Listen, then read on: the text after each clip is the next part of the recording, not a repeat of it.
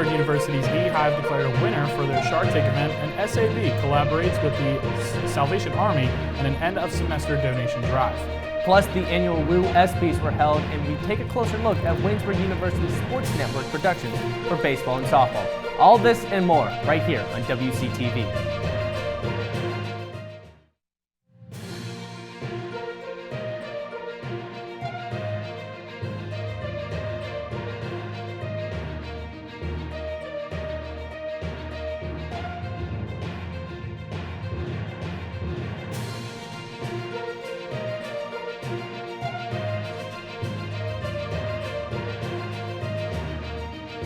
And now, your 5 o'clock news on Channel 14. Hello and welcome into the Newscast live at 5. I'm Joe Shirillo. And I'm Daniel Flynn. Waynesburg's eHive officially held their Shark Tank event where students had the chance to win money towards their business ideas based on the best pitches. A winner was determined this past Tuesday based on a fan vote. Our own Ethan Spazarski has the details.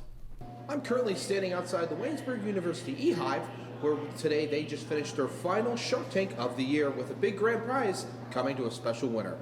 The Waynesburg University's Makerspace in the eHive held a Shark Tank event allowing students to pitch their invention ideas to a panel of judges who picked the top 3 winners. So for our Shark Tank competition this year, students had to submit a pitch, a 5 to 7 minute pitch of their business, and then we had a number of people in the room who we considered sharks. They were not judges, but they were sharks that asked a lot of questions about the business and the pitch. First place winner and student ambassador Sadie Mink has been grateful for the opportunity to work in the Makerspace and has been happy with its growth since its opening in mid-February. We had some games and activities set out for people to be able to experiment with their creativity, but we also wanted to show some of the student businesses, some of the options that we have here for production, but also our one-on-one business coaching. For the Shark Tank itself, we had, I think, 7 people who participated, which was a really good turnout for our first one. It is definitely an intimidating experience to be able to be vulnerable and put yourself out there in front of judges. But overall, we were really impressed with the amount of participation we got and the quality of all of the participants as well. The top 3 prize winners took home a sum of $2,500 and a lot more knowledge to know how to manage and have their own products. For WCTV, I'm Ethan Spazarski. With the end of the semester approaching and students cleaning out their dorms, SAB has teamed with the Salvation Army to give students a place to put any extra items they may have. WCTV's Michael McKenzie tells us more. Finals week is approaching here at Waynesburg, which means students are beginning to pack up in preparation to move out for the summer. But as they do, they may stumble across items that they don't need anymore. But instead of packing them into a luggage or putting them in a box to be thrown out, the university has collaborated with the Salvation Army to give students a solution to that problem. So every year at the end of the semester, we collect non-perishable food items, things that students are going to be throwing away. A lot of times there's mirrors, little decorations, things like that, clothing. We're taking stuff that students no longer either need or don't want to take home and donate it to somebody who might need that in the future. Students don't want to take everything home, and we're trying to give back to our community, so that's our way of contributing to that, obviously. So this isn't the first time the university has collaborated with the Salvation Army in Greene County on the donation drive or other events. As Pat Brister says, the connection goes back to her days working with the Salvation Army. I served as the chair of the board for the Salvation Army of Greene County for 10 years. And so that's when the relationship started, when the director of the Salvation Army was Sister Audrey Quinn. And we talked about, so much of the stuff that the students are throwing away at the end of the year could probably go to people in Greene County. So we started collecting at the end rather than students throwing things in the trash, taking it down and donating it to them. And with donation boxes located in each of the residence halls on campus, just know that when you're moving out, that box of unwanted has a place to go. Reporting for WCTV, I'm Michael McKenzie. On Sunday, April 14th, the Waynesburg Athletic Program hosted the Woo ESPYs. their award service for the Spring 23 and Fall 23 seasons. Attended by majority of sports teams at WU, along with athletic staff and our very own Woosing crew, the night was a success. Chaplain Sumter was host and came prepared with some great jokes throughout the night, and women's basketball coach Sam Jones designed the presentation of the awards. Softball won the most awards with 8, and Anton Baker won the most individual with 3. Woosen was nominated for Staff Member of the Year, and many of our very own members of WCTV were nominated for Reporter of the Year. With the winner being Meg Berry, we are excited to see her lead us through the 2024-25 school year. To see all the winners of the night, go to theyellowjacket.org for more. With the semester coming to an end, students are looking to wind down. This past Monday, they got a chance to do that on the 4th floor of Buell with the first ever WU competition. WCTV Dean Shazer has more. The Waynesburg Department of Communications just held its first annual WU competition. WU competition consisted of a series of games where every class of scholastics competed amongst each other. Freshmen, sophomores, juniors, and seniors each had a chance to assert their dominance.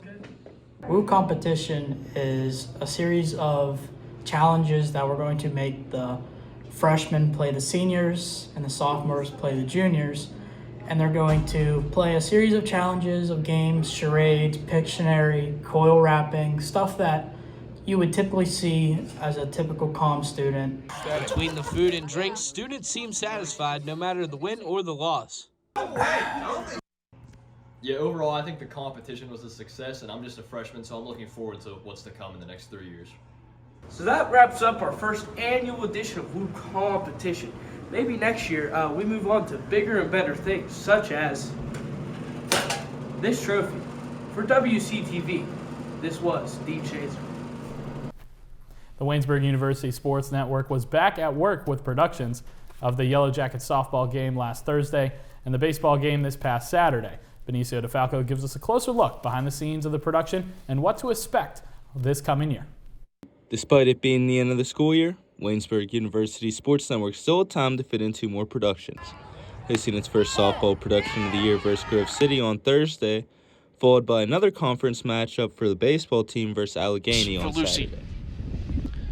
Page, this one, Burner's in position, a flip timeout, and there it is, the 3rd out of the inning. The Waynesburg University Yellow Jackets win, and there was no doubt about it, a 5-2 win for Waynesburg. These 2 productions have been phenomenal, considering we've only ever done 1 softball production and never a baseball one. So getting the guys and gals together, putting on a great production, getting the bumps and wrinkles out early has been phenomenal. I think we're really tied together as a group and invested to the future, especially because we know this is going to be an interesting time. We're losing a lot of really good seniors here that have contributed a lot to the department. So I think Seth's done a phenomenal job already taking us off in the first 2 games. We still got 1 left to go for Trinity. But after that, the endless potential. He's done a phenomenal job, and I'm excited for next year. But our baseball soft productions have been fantastic. As for the sports network itself, it's going into someone else's hands next year. I'm very excited. I'm coming in here as a sophomore now. I'm going to be a junior next year, so hopefully if all things go according to plan, I'll have 2 years of this. So I'm just really happy I got such a great group of people around me that are going to make it so much fun and so easy. But we're here to get a job done, and I'm excited to get things rolling next year and hopefully have smooth sailing for football season. For WCTV, I'm Benicio DeFalco. Coming up, Donald Trump will stand before the Supreme Court, and a Minnesota senator has been charged with an ethics violation. Plus, Arizona senators make charges regarding the 2020 election and the first of its kind pig transplants. Next on WCTV. This is so spice.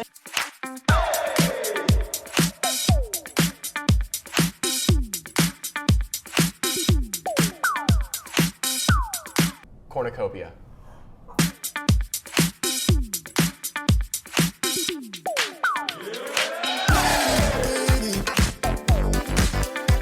Try instead of train.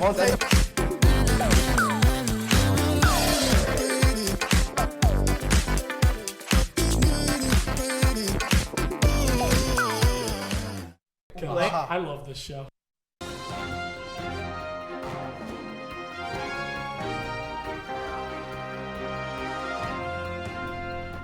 Welcome back into the newscast live at 5.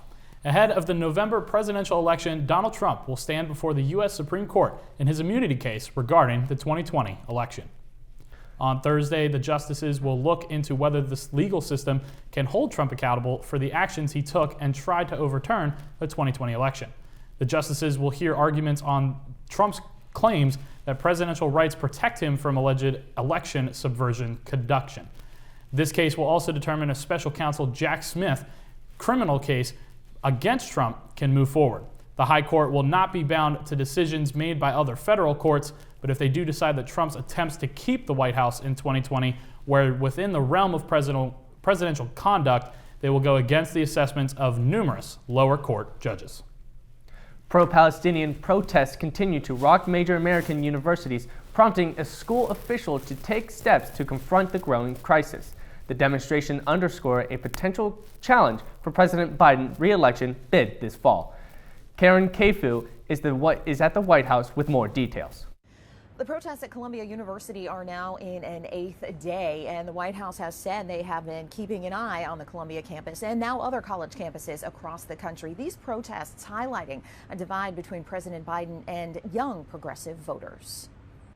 After signing a $95 billion bipartisan foreign aid package, including funding for Ukraine, Taiwan, and Israel, President Joe Biden highlighting the legislation's humanitarian help for Gaza and urging Israel to ensure it reaches Palestinians quickly. We're going to immediately secure that aid and surge it, including food, medical supplies, clean water.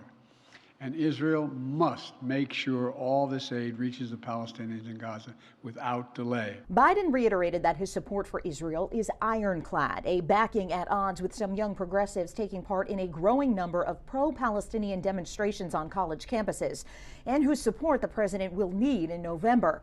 While the national spotlight has been on Columbia's New York City campus, similar demonstrations have grown across the country this week, from Brown University in Rhode Island to the University of California at Berkeley. The White House, trying to both condemn anti-Semitism and address the gravity of the situation in Gaza, said they have been monitoring the protests. We believe in people being able to express themselves in a peaceful manner, but when we're talking about hateful rhetoric, when we're talking about violence, we have to call that out. Political allies of President Biden downplaying a potential loss of support among young protesters in November.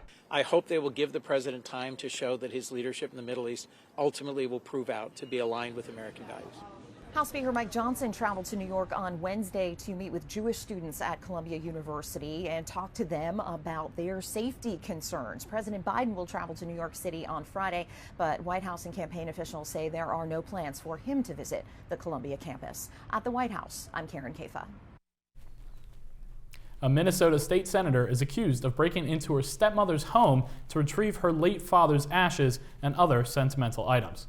She's already facing first-degree felony burglary charge. Now, state Senate Republicans are calling for her resignation and have filed an ethics complaint against her. Caroline Cummins reports.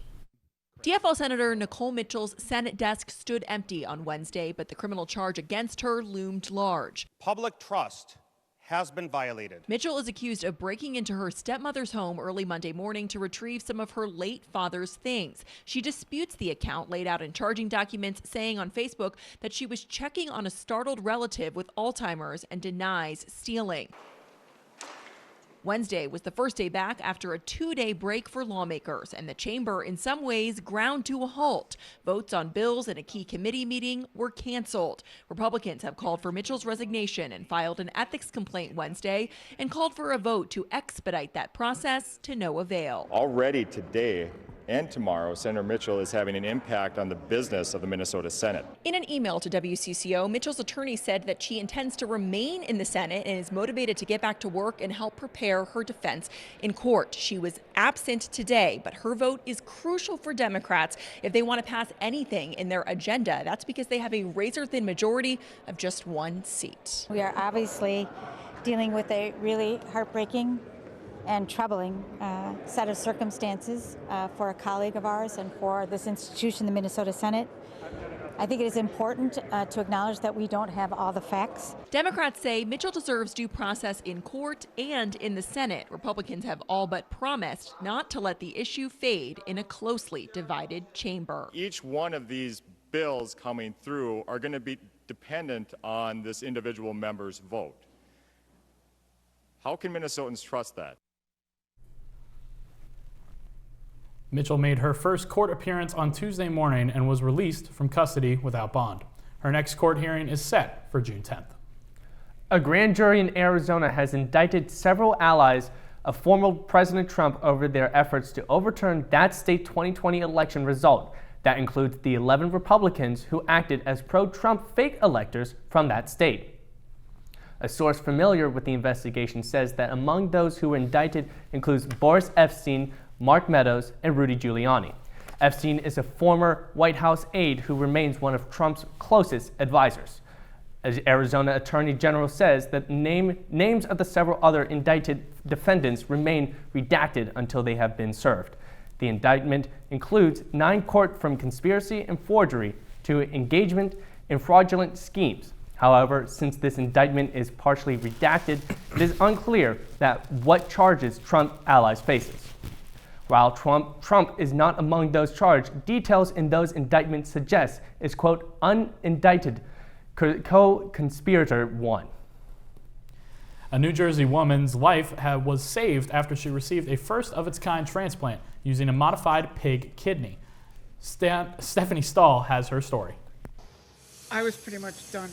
At age 54, Lisa Pisano's heart and kidneys were failing. I couldn't go up the stairs, I couldn't drive, I couldn't play with my grandkids. So when this opportunity came to me, I said, I'm taking it. When we admitted her to the hospital, she had 2 cardiac arrests. So that's how close she was to death. Dr. Robert Montgomery heads up the Transplant Institute at NYU Langone Health. With the FDA's permission, he and his team decided the only way to save her life was with a first-ever approach, giving her both a mechanical heart pump and a kidney transplant from a pig. About to do something that no one has done.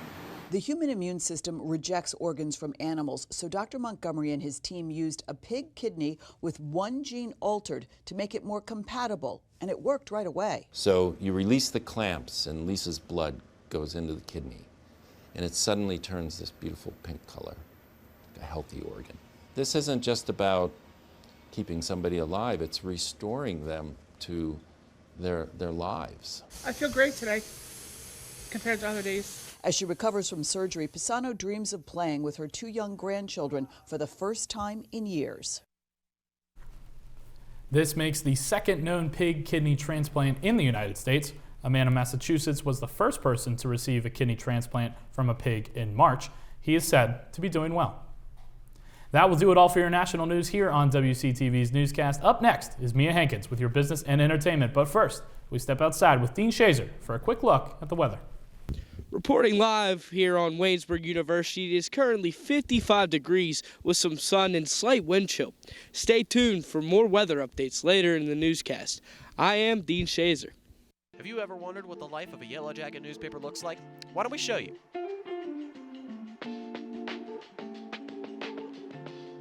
Straight from the printing press to our editor's desk into the newsstands, you can pick up your own copy of the Yellow Jacket newspaper in Buell Hall, the Stover Campus Center, or any of our other newsstand locations on campus.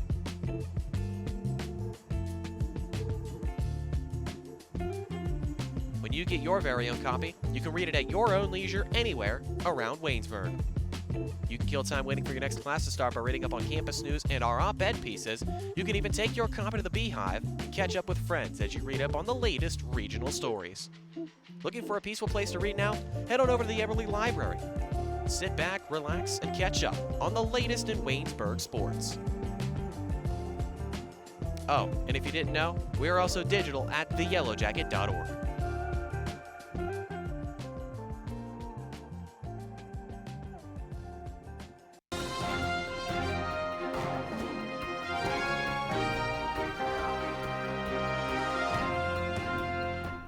Welcome back into the newscast live at 5. I'm Mia Hankins with your business and entertainment update. President Joe Biden signed a bill Wednesday that could lead to a nationwide TikTok ban. The legalization poses the most serious risk to TikTok since U.S. officials began raising concerns about the app in 2020. Michael Yoshida explains what this means for users here in the U.S. This bill would ban TikTok from U.S. app stores, also restrict how users can interact with its content, a move that could impact tens of millions of users here in the U.S. The clock may soon be running out for TikTok and its more than 170 million users in the U.S. A lot of TikTok users, as you would expect, aren't very happy about this. TikTok brings in lots of money for them. President Joe Biden signing a bill Wednesday, giving ByteDance, TikTok's Chinese parent company, 270 days to sell or spin off the social media platform. Otherwise, it will be banned from U.S. app stores. Congress is acting to prevent foreign adversaries from conducting espionage, surveillance, maligned operations, harming vulnerable Americans, our servicemen and women, and our U.S. government personnel. Some experts say this bill does not prioritize the right issues. Really what the U.S. needs to do, if it's worried about data collection, is pass comprehensive privacy legislation that would regulate the kind of data that all social media platforms and tech companies can collect on us and keep on us and share on us.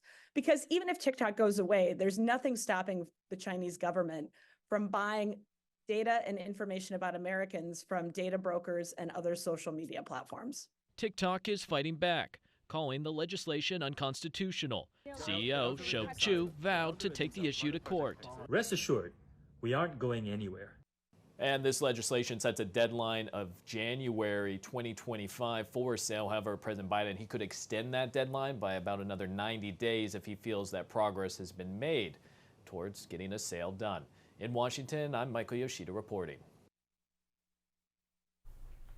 For the first time in nearly a year, Starbucks and the union representing 10,000 of its workers are resuming contract talks.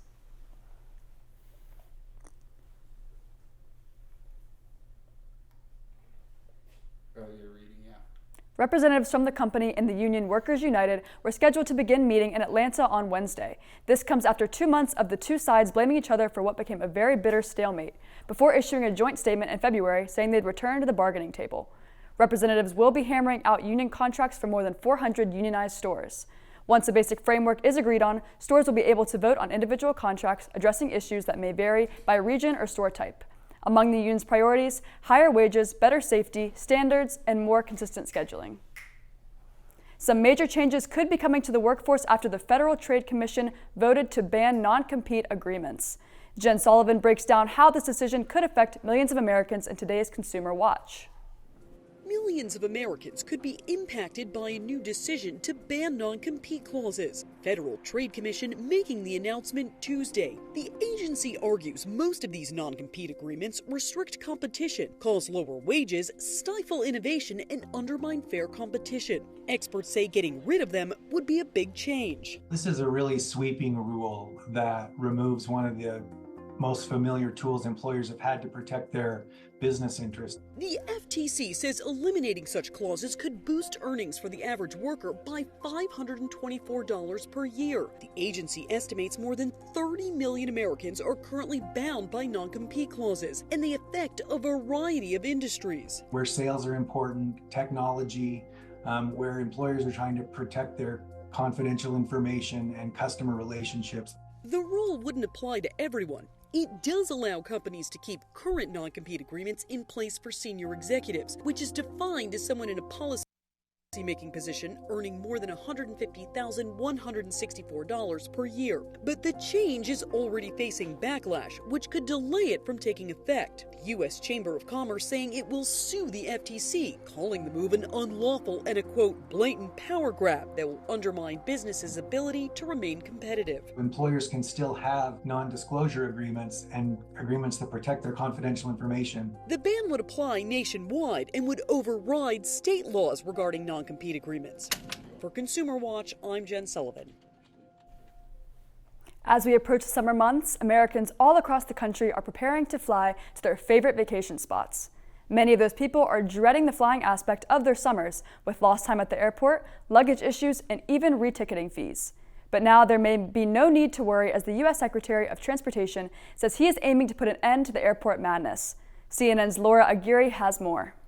Just ahead of the busy summer travel season, airlines are on notice. From now on, when your flight is canceled for any reason, you are entitled to an automatic cash refund, and it has to be prompt. And not just prompt. Can you get your money back without having to ask? Automatic cash refunds for most flight disruptions, just one of several new mandates for U.S. air carriers unveiled by the Transportation Department Wednesday. And not just cancellations, but refunds for significant delays too. 3 or more hours for domestic flights, 6 or more for international. If there's another significant change to your itinerary, like maybe you were going to go into one airport, they actually changed the airport on you, or something like that, you're going to get your money back.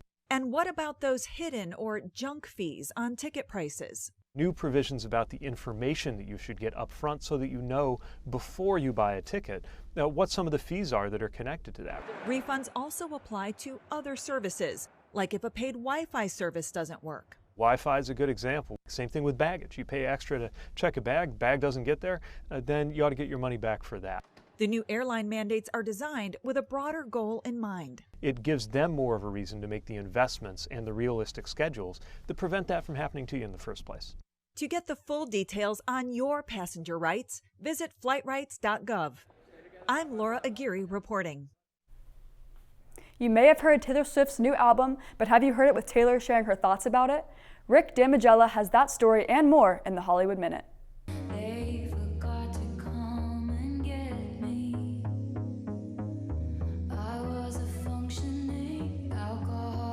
Forget director's commentary, this is Taylor's commentary. The Taylor Swift track-by-track listening experience for the Tortured Poets Department features Swift sharing her thoughts and inspirations for songs from the album and is available exclusively on Amazon Music. There are many tales of Middle-earth. Tales of courage and brave deeds in dark times. But this is a very different story. Weta Workshop and Private Division have announced Tales of the Shire, a cozy game meant to keep aspiring hobbits close to home. The game arrives on PC and game consoles later this year. This planet is unstable and inhospitable. Atlas, my name is Smith. Is that really necessary? You're a computer program. Well, you had me at Jennifer Lopez in a mech. Here is the first full trailer for Atlas. J-Lo stars in the futuristic thriller as she hunts down a renegade AI with the help of another AI named Smith built into a walking tank.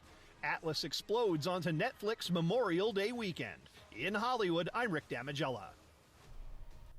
That is going to do it for your business and entertainment update. I'm Mia Hinkins. But don't go anywhere. Seth Adams is next with your sports. Pop culture is everywhere, and if you want to stay on top of it all, look no further than WCTV's very own Nerd Alert, your one-stop shop for everything pop culture. Join us as we talk about the hot new movies, TV shows, video games, celebrities, and everything in between. With a wide variety of topics, an enthusiastic cast, and unlimited talent, there's no place on WCTV quite like Nerd Alert.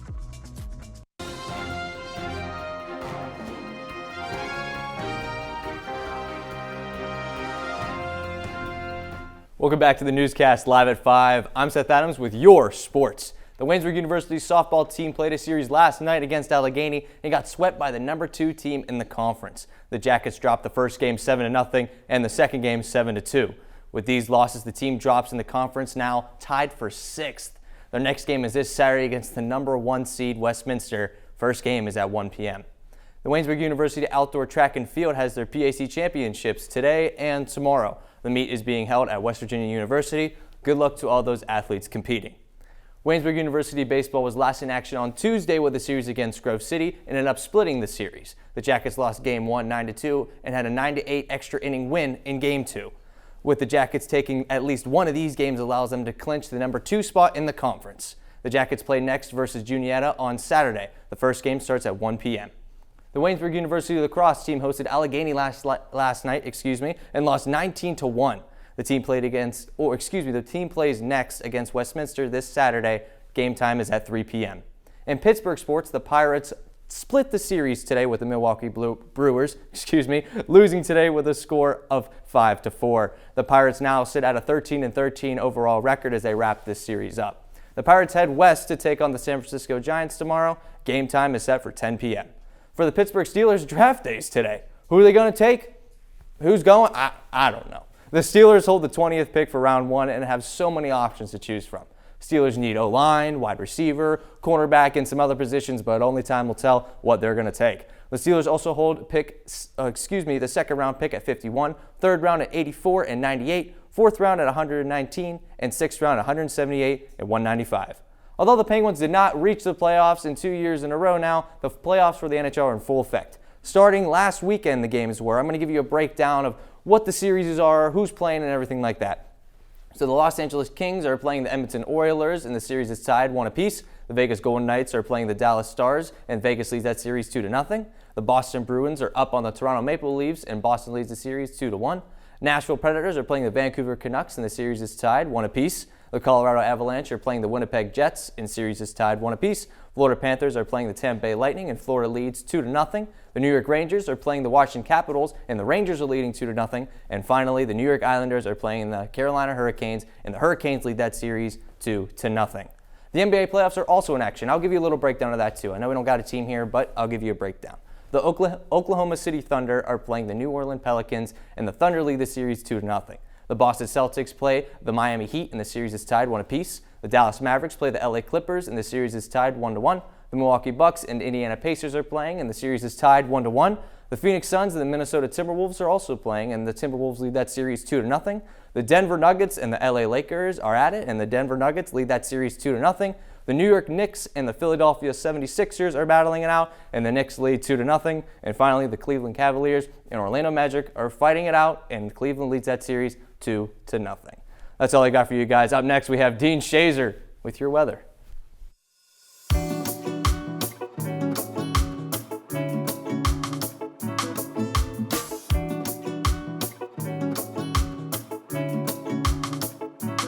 You're listening to WCYJ FM 99.5 The Hive, your home for everything Waynesburg. Our campus radio station gives students like you a chance to work in live studio environment without ever leaving Waynesburg. WCYJ FM has specialty shows, sports recaps, and updates, weather, and live coverage of your Yellow Jackets. Tune in at 99.5 The Hive or online at waynesburg.edu/listen.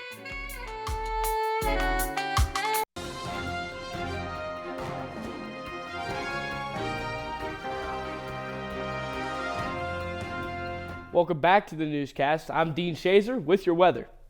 We saw a high of 58 degrees today, but it is the last day of chilly weather until the warm surge upcoming. To kickstart the wave of warm weather, tomorrow is set to bring a low of 38. But that's in the morning, so don't worry, as temperatures rise throughout the day to reach a max of 73 degrees with sunny skies. To begin the weekend, light rain is predicted to come late morning, early afternoon time on Saturday. The high will be 73 as well. Saturday's misery brings Sunday smiles as Greene County will see 80 degrees for the first time in 2024, along with clear skies. Monday sets the tone for next week and is set to reach 83 on the radar. The weather and clear skies makes it a great week to have finals week and immaculate weather for our day of study at Waynesburg University, where I'm sure students will be studying and not using the weather for other opportunities. Next Tuesday will not live up to the hype, however, as temps will cool back down into the low 70s and a chance of gray clouds. And to wrap it up, next Wednesday brings the warm weather vibes again with the temperature spike back up to the high 70s. That's all for your weekly weather report. Enjoy the surge upcoming. This was Dean Shazer. Well, thank you, Dean, for that weather update. And just as a freshman, I've been blessed to be here on the WCTV desk, and I want to thank everyone. I'm sure you're the same way as well. Oh, yeah, thank you. I mean, it's always a pleasure to be on the same desk as you, Always Joey a pleasure. Schermiller. Always a pleasure. So thank you very much to Tim Durkin, Ethan Spazarski, and Michael McKenzie for producing this entire show throughout the year. And we want to send a special thank you to our general manager, Logan Lepiscopo, for the entire year. But that's going to do it all for us here on the final newscast of the 2023-24 school year. For everyone on the desk, behind the scenes, and everything, thank you very much for tuning in, and we'll be back next semester.